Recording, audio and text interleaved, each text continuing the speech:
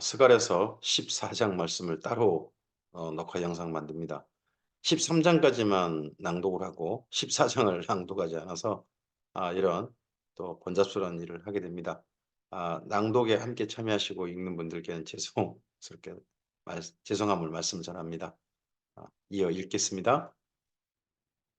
스갈에서 14장입니다. 여호와의 날이 이르리라. 그날에 내 재물이 약탈되어 내 가운데서 나누이라. 내가 이방 나라들을 모아 예루살렘과 싸우게 하리니 성읍이 함락되며 가옥이 약탈되며 부녀가 욕을 당하며 성읍 백성이 절반이나 사로잡혀 가리니와 남은 백성은 성읍에서 끊어지지 아니하리라. 이 사건이 언제 사건이냐? 우리는 알지 못해요. 하지만 예수님의 재림 때라든지 앞으로 이후 이어질 사건이 과거 사건인지 하여튼 스갈의 이후 사건인 건 맞는 거죠. 하지만 이스라엘 민족이 겪을 사건인 거예요. 그때에 여호와께서 나가사 그 이방 나라들을 치시되 이왕의 전쟁의 날에 싸운 것 같이 하시리라. 하나님께서 이렇게 싸우신 장면은 나중에 보면 천년왕국 관련된 요한계시록에 등장하시죠. 그날에 그의 발이 예루살렘 앞 곧 동쪽 감람산에 서실 것이요 감람산은 그 한가운데가 동서로 갈라져 매우 큰 골짜기가 되어서 산 절반은 북으로 산 절반은 남으로 옮기고 그 산 골짜기는 아셀까지 이를지라. 너희가 그 산 골짜기로 도망하되 유다 왕 우시야 때 지진을 피하여 도망하던 것 같이 하리라. 나의 하나님 여호와께서 임하실 것이요 모든 거룩한 자들이 주와 함께 하리라. 여기 이스라엘 민족이 지금 이 말씀대로 이루어질 것이라고 믿고 감람산에다가 그들의 무덤을 만들었죠. 예루살렘 가면 감람산에 완전 무덤이 가득합니다. 무덤이. 거기 무덤 한 자리가 뭐 한 사람 눕는데 3천만 원 그렇게 한다고 그러죠. 근데 그곳에 하나님 은혜가 임하실 것이다. 그러면 그 하나님 만나겠다라고 해 가지고 그 무덤을 만든다는 거죠. 그날에 빛이 없겠고 그 광명한 것들이 떠날 것이라. 여호와께서 아시는 한 날이 있으리니 낮도 아니요 밤도 아니라 어두워 갈 때에 빛이 있으리라. 그날에 생수가 예루살렘에 솟아나서 절반은 동해로 절반은 서해로 흐를 것이라. 여름에도 겨울에도 그러하리라. 예루살렘에서 어떤 큰 생수가 솟아나 가지고 이스라엘 민족이 생각하는 동해란 네, 동쪽에 있는 바다 사해죠. 사해 쪽으로 흘러가고 절반은 서해, 서해는 지중해입니다. 그쪽으로 흐르는 그런 강이 있나? 그런 어떤 물이 흐름이 있나? 없어요. 지금까지 없습니다. 근데 장차 그렇게 될 수도 있다 하는 겁니다. 여호와께서 천하의 왕이 되시리니 그 날에는 여호와께서 홀로 한 분이실 것이요 그의 이름이 홀로 하나이실 것이라. 천하의 왕이 되신다. 온 세상에 이제 하나님께서 다스리시는 날이 올 것이다. 그래서 온 세상이 하나님께 돌려지는 그날. 신약 성경도 그날을 바라보죠.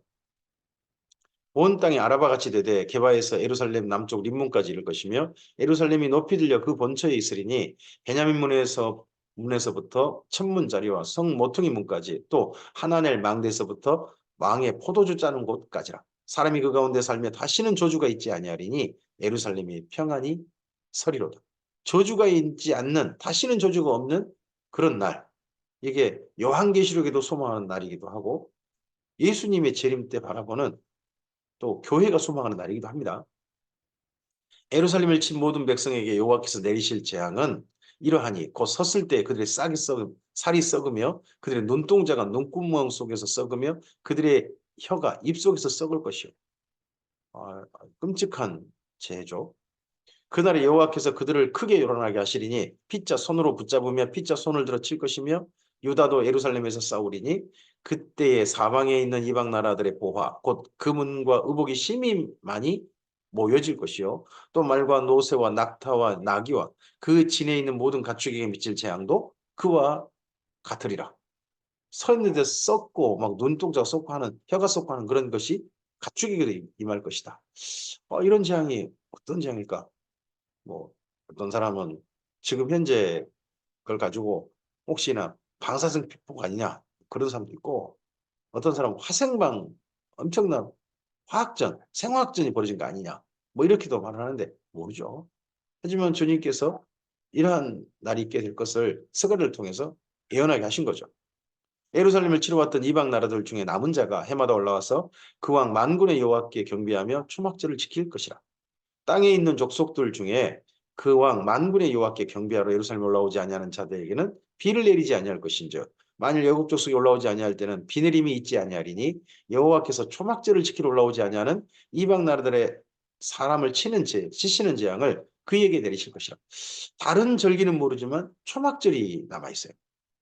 초막절이 추수 때죠. 가을 추수. 가을 추수 끝나고 난데 그때 정도에 초막절을 지키라는 그런 이야기가 스갈에서 있는 거죠. 이방 나라를 지킨다 하는 내용으로 되어 있습니다. 애굽 사람이나 이방 나라 사람이나 초막절을 지키러 올라오지 아니하는 자가 받을 벌이 이러하니라. 그날에는 말방울에까지 여호와께 성결이라 기록될 것이라. 여호와의 전에 있는 모든 솥이 제단 앞 주발과 다름이 없을 것이니 예루살렘과 유다의 모든 솥이 만군의 여호와의 성물이 될 것인즉 제사 드린 자가 와서 이 솥을 가져다가 그것으로 고기를 삶으리라. 그날에는 만군의 여호와의 전에 가나안 사람이 다시 있지 아니하리라. 그러면 그전에는 가나안 사람이 하나님의 전에 있었다는 이야기가 되겠죠? 이건 또 어떤 말씀으로 이루어질 것인지 우리는 잘 알지 못하지만 스가랴서의 말씀이 이러합니다.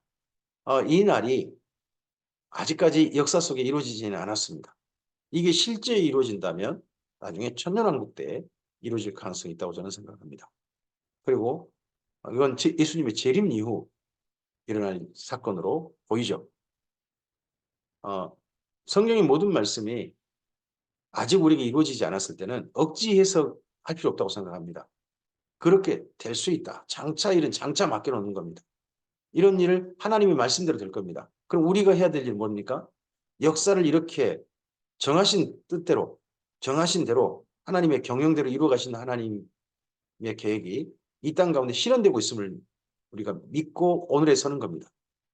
오늘 우리가 그러한 주님의 나라의 백성으로 사는 거죠. 하나님의 나라로 사는 거죠. 그 나라의 백성으로서 우리의 삶을 주님께 드리고 오늘 우리의 삶 속에서 하나님의 통치가 실현되도록 하나님의 다스리심이 우리의 삶 속에 나타나도록 우리의 삶을 주님께 드리는 게 오늘 우리가 해야 할 일일 것입니다. 하나님께서 이렇게 하실 것 저렇게 하실 것이다. 그건 역사에 실현되어지면 이루어지면 우리가 그때 주의 깨닫는 자들 하나님의 나라의 백성들은 깨닫게 될 것입니다. 눈으로 확인하게 될 것입니다. 그러니까 억지해서 갈 것 없습니다. 하나님께서 이루실 것을 바라보고 오늘 주님의 사람답게 오늘 우리의 삶을 성실하게 이 하루 사시면 될 것입니다. 이어서 이 다음 말씀은 말씀드린 것처럼 에스서로 이 다음에 이어가도록 하겠습니다. 14장만 이렇게 따로 영상을 찍어서 올린 것에 대해서 죄송스럽게 생각합니다. 이 하루 복된 하루 주님께서 함께 하시는 하나님의 나라의 삶을 사시는 우리 모두이기를 바랍니다. 감사합니다.